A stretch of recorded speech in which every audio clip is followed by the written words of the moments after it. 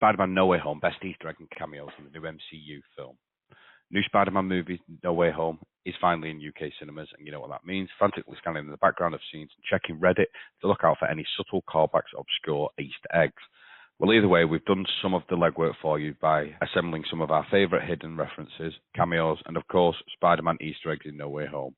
We're not counting major plot points for the most part, so the return of certain characters doesn't necessarily constitute an Easter egg, but hopefully you'll find a few more subtle nods to Marvel movies, comics, and games hidden in this movie. Warning from here on air, we'll be dealing in major spoilers for Spider-Man No Way Home. So look away now if you haven't seen the movie yet. We are warning you now. Firstly up, we'll talk about the Homecoming callbacks. As you might expect, the film has plenty of references to earlier films in Tom Holland's series, especially the 2017 movie Spider-Man Homecoming. Earlier in the film, Peter wears the same I Survived New York City t-shirt lent to him by Tony Stark in Homecoming, while the Death Star he built with Ned in the first movie appears regularly throughout the film, including its downbeat ending. Peter and Ned's extended handshakes also appear twice in the movie, after cropping up in both previous Tom Holland movies.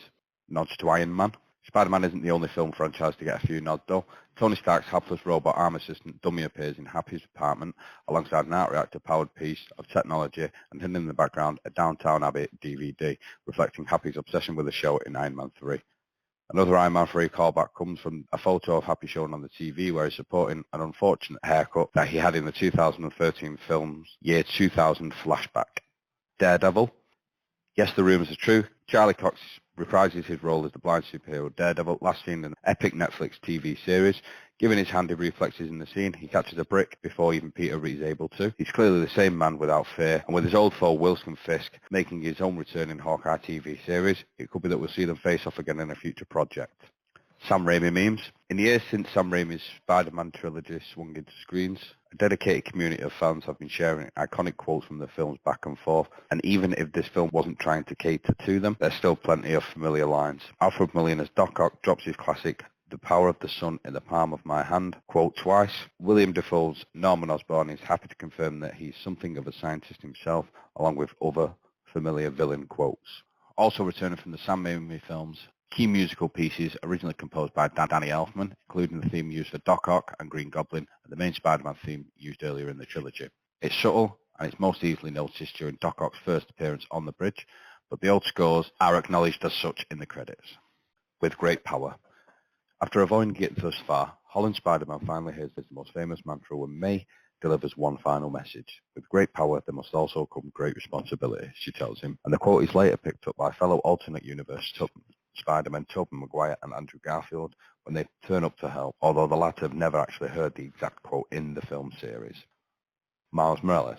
Sadly, there's no explicit reference to the Into the Spider-Verse movies in this film, despite its similar multiverse premise, though there may be a nod to those films' protagonist, Junior Spider-Man Miles Morales. Upon meeting Andrew Garfield's Spider-Man again, unmasked, Electro notes that he has a nice face. He'd assumed that with his costume, Queen's background, and tendencies to help poor people, that his Spider-Man was black. Garfield's Peter apologises, but Electro isn't too worried, noting that given his multiverse, there's probably a black Spider-Man somewhere.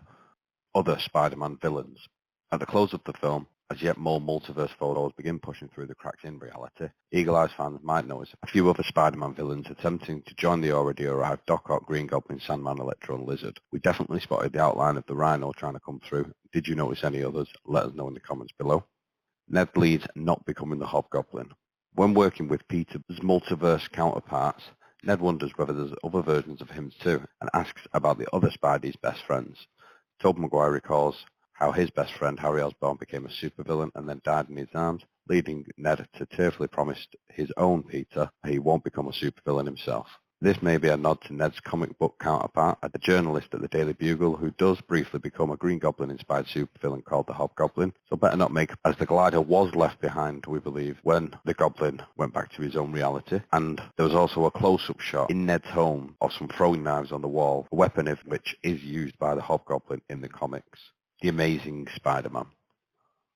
In a very meta moment ahead of the final battle, the three Spider-Men compared notes, with both Maguire and Holland's incarnations noting they fought aliens, Holland in space, much to the anguish of Garfield's version. Sadly, he notes that he's less impressive than his counterparts, artfully hinting at his two movie franchises' more muted reception, only for Maguire and Holland to assure him, "You are amazing," itself a reference to the Amazing Spider-Man branding for both of his movies.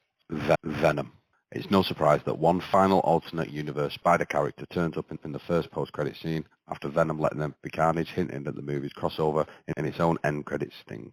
Still, it's fun to see Tom Hardy's Eddie Brock and Venom briefly appear, learning about the MCU before being zapped back into their own world, but leaving a small piece of symbiote behind. Time for Tom Holland to face his own black goo alien, perhaps. That's all we could think of for the time being. Thanks for watching. Bye.